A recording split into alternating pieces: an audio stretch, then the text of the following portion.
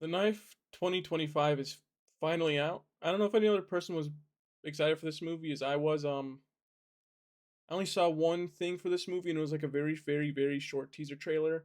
And obviously, we have the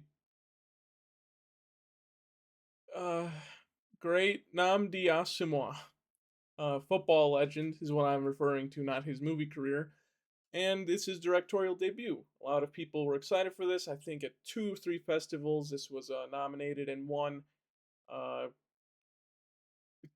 beginner director of the year or something. And I don't think it was a debut director of the year or anything. But he's also obviously the lead actor of this movie, and does he do a good job at it? And I think yes. It's very surprising. I think a lot of sports personalities aren't really good at transferring their amazing media talent to movies and TV shows and stuff like that. I'm not including WWE, obviously, because we have the likes of John Cena, Dave Bautista, and unfortunately, The Rock. But I mean, sports wise, I'm not really a fan of most sports players turn actors or sports players that take roles as like tiny roles in acting in movies. There's like a few exceptions, maybe like what was it, Kareem in Airplane, if I remember correctly, and he had Shaq as Steel, and then MJ and LeBron in the Space Jam movies. Just never the best. But I think Namdi Asamoah does a really, really good job. I mean, this movie was tense as fuck. It's so tense you could cut a knife with it.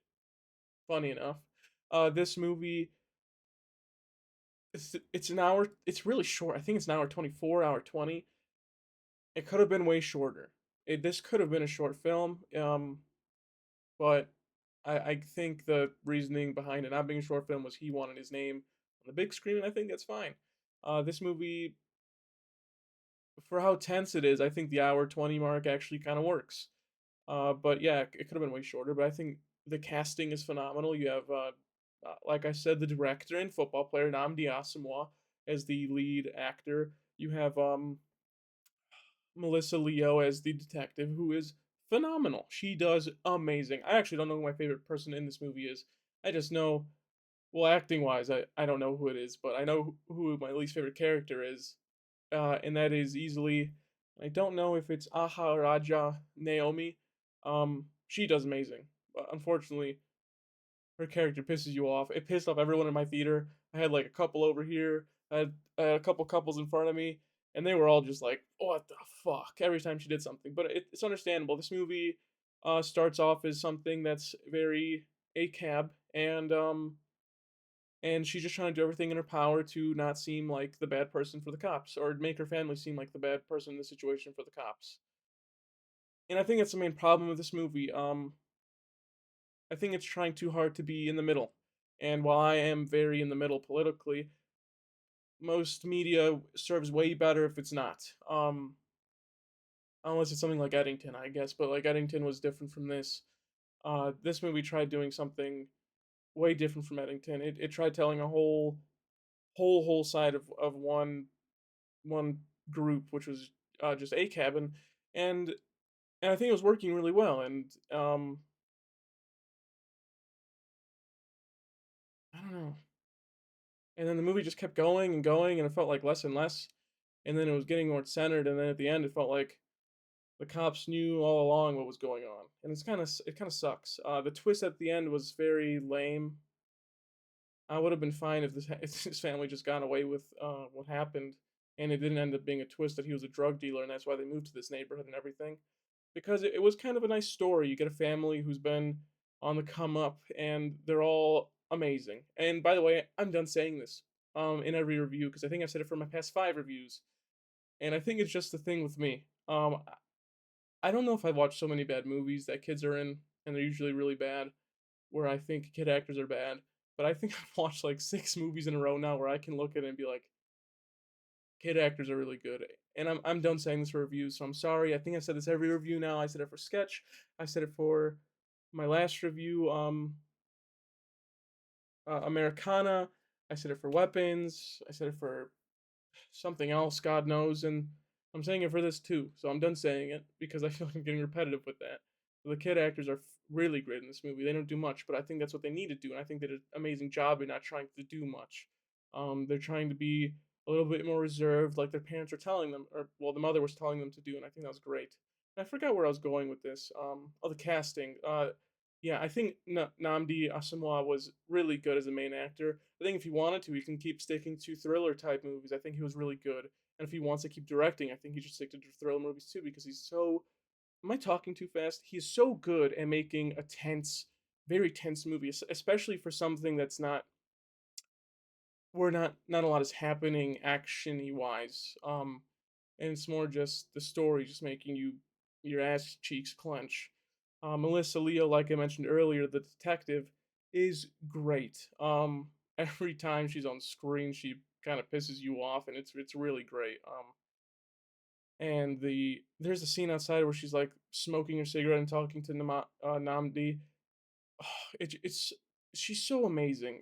I really couldn't believe it. I actually had the least hope for her out of everybody in massive talking roles, and she was maybe my favorite. I'm not sure. Uh, Aja Raha Naomi King was great.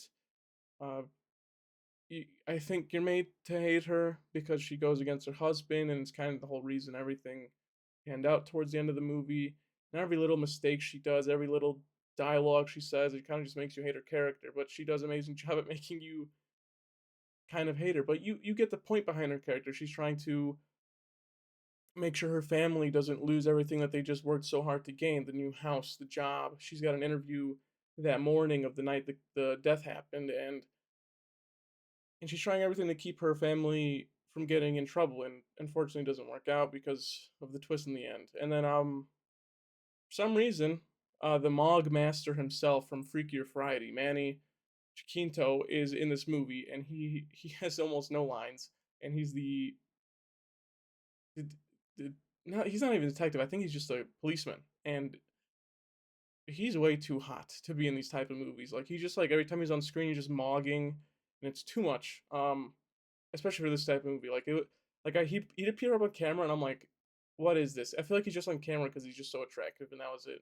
That's so weird to me, but it's fine. Maki Chiquino has a few lines, and I think he does them fine. It's not better than Freakier Friday, obviously, because he had a way bigger role in that movie. Um, but he's fine, and the two girls are great too.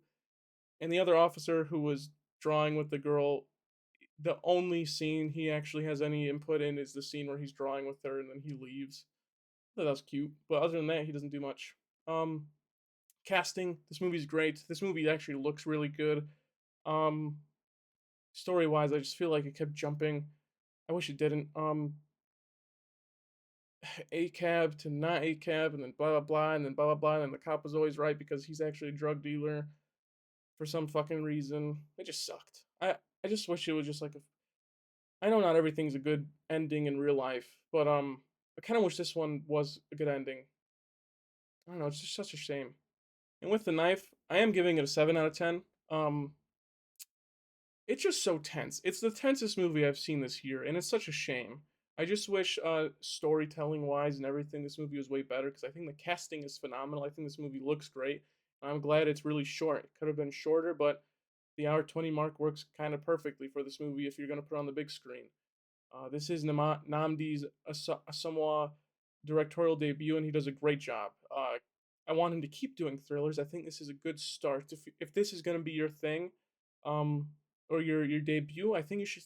I think you should do like at least three more of these. This was amazing. It was keeping you on the edge of your seat throughout the whole movie because you don't know what's actually going to happen next. I mean, even the twist. I'm not gonna lie, I didn't expect it, and um, it got a good reaction out of the audience. I think this was maybe the most tense movie this year, and that's the only reason why I'm giving it a 7. If it wasn't that tense, this movie would probably get a 6 or a 5. But thankfully, it has something really great, which is that.